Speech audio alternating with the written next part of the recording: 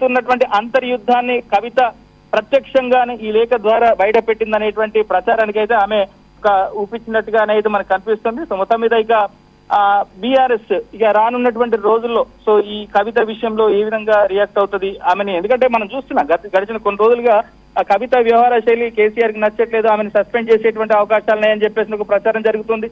మరోవైపు కవిత సొంతగానే ఎదిగేందుకు ప్రయత్నాలు చేస్తున్నారని చెప్పని చర్చ జరుగుతుంది. మనం కనుక చూస్తే ఆమె జైలు నుంచి వచ్చిన తర్వాత ఆ బీసీ రిజర్వేషన్లకు సంబంధించినటువంటి అంశం మీద అనేక సభలను కూడా ఆమె నిర్వహించారు, మీటింగ్స్ కూడా పెట్టారు. ఎక్కడ కూడా తన బీఆర్ఎస్ పార్టీకి సంబంధించినటువంటి బీసీ నేతలు లేరు. సో తన జాగృతి సంస్థకు సంబంధించినటువంటి వాళ్లే ఉన్నారు. సో మరోవైపు మొన్న ఆ జాగృతి సంస్థ అంటే కేసీఆర్ ఇటీవల కాలంలో పార్టీకి సంబంధించిన అన్ని అనుబంధ విభాగాలను రద్దు చేశారు. కానీ కవిత మాత్రం తనకు సంబంధించినటువంటి జాగృతిని మాత్రం బలోపేతం చేసేటువంటి ప్రయత్నం చేశారు. 6 కన్వీనర్లు కూడా పెట్టారు. అయితే ఇక్కడ నవీన్ ఒక కీలకమైన అంశం ఏంటంటే ఆమె సొంత కూతురు ఎప్పుడు కలిసే ఉంటారు, ఊరికే తిరుగుతారు, ఆమె అక్కడికే వెళ్తుంది తండ్రితో. మామూలుగా ఈ విషయాలు మామూలుగానే మాట్లాడవచ్చు, లేఖ రాయాల్సిన అవసరం లేదు. ఈ లేఖ రాశారు అంటే అది బయట ప్రజలకి ఇవ్వడానికే రాశారు అనుకోవాలి కదా. మనం రాసింది కేసీఆర్కి మై డియర్ డాడీ అని కేసీఆర్కి రాసినా కూడా తెలంగాణ ప్రజలకి లేకపోతే బీఆర్ఎస్ పార్టీ కార్యకర్తల కోసమే లేఖ రాశారు. ఆవిడ చాలా వ్యూహాత్మకంగానే కొంచెం ఆలస్యంగా రిలీజ్ చేశారు. అమెరికాలో ఉండి ఈ లెటర్ ఇక్కడ రిలీజ్ అయ్యేలాగా రిలీజ్ చేశారు. అసలు ఈ లేఖ రాయడము రిలీజ్ చేయడంలోనే ఒక పెద్ద స్ట్రాటజీ ఉంది. ఆమె ఏదో చేయబోతున్నారు, దానికి లేఖ ప్రాతిపదిక అని అనుకోవచ్చు కదా మనం.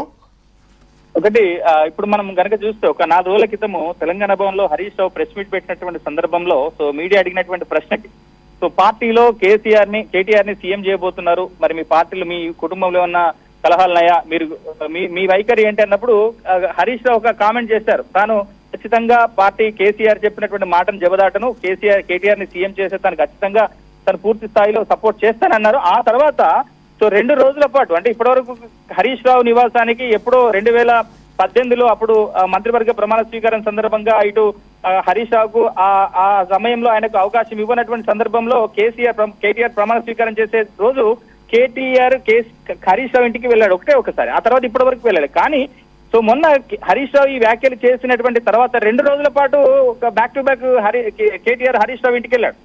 అంటే ఒక రకంగా పార్టీలో కవితని ఒంటరిని చేశారు, ఇక కవిత ఒంటరిగానే ఉండిపోతుంది, పార్టీలో ఎక్కడ కూడా కవితకి ప్రాధాన్యత ఉండదు అనేటువంటి నిర్ధారించుకున్న తర్వాతనే కవిత ఈ స్థాయిలో రియాక్ట్ అవుతున్నట్టుగా తెలుస్తుంది. మీరు అన్నట్టుగా ఇది కుటుంబంలో మాట్లాడుకోవాల్సినటువంటి విషయం. ఎందుకంటే కేసీఆర్ తన తండ్రి కాబట్టి ఫామ్ హౌస్ కి ఎప్పుడైనా పోవచ్చు, ఆయనతో ఏదైనా చర్చించవచ్చు. కానీ ఈ బహిరంగ లేఖల ద్వారా ఆమె సో ఇట్లా బయటికి తన మనసులో ఉన్నటువంటి మాటలు బయటికి తీసుకురావడం అనేటువంటిది అంటే నెగిటివ్ ఫీడ్బ్యాక్ అనేటువంటిది బయటికి తీసుకురావడం. ఇక్కడ గమనించాల్సింది ఒక అంశము ఆసక్తికరంగా అందరినీ ఆకర్షిస్తున్న అంశం ఏంటంటే ఆమె రాసిన లేఖలో ఈ 25 సంవత్సరాల సిల్వర్ జూబ్లీ సభలో 2001 నుంచి మీతో నడిచిన వాళ్ళని, మీ అడుగులో అడుగు వేసిన వాళ్ళని వాళ్లకు మాట్లాడే అవకాశం ఇస్తే బాగుండేది, వాళ్ళకు ప్రాధాన్యం ఇస్తే బాగుండేది, ఉద్యమ నేతలకు ప్రాధాన్యం దక్కలేదు అని ఒక పాయింట్, చాలా క్రూషియల్ పాయింట్ టచ్ చేశారు. అందరూ మాట్లాడుకుంటున్నది సిల్వర్ జూబ్లీ సభలో హరీష్ రావు కటౌట్లు కూడా లేవు. వేదికగా అటు కేటీఆర్ ఇటు కేసీఆర్ ఇద్దరే ఉన్నారు తప్ప హరీష్ రావు కటౌట్ లేదని పార్టీ మొత్తం చర్చ జరుగుతోంది కదా. కాబట్టి 2001లో ఉన్న దీన్ని చూస్తే అప్పుడు కవిత లేదు, హరీష్ రావు కేటీఆర్ లేడు, హరీష్ రావు మాత్రమే ఉన్నాడు కేసీఆర్ గారితో. ఇది నిజమే కదా. సో ఈ పాయింట్ మనం అలా కూడా అర్థం చేసుకోవచ్చా? అనుకోవచ్చు. ఇక్కడ ఇంకొక విషయం కూడా మనం చెప్పాలి. అంటే ఇప్పుడు మనం మాట్లాడుతున్న దాంట్లో ఆ లేఖలో ఇంకో అంశాన్ని కూడా కవిత స్పష్టం చేశారు.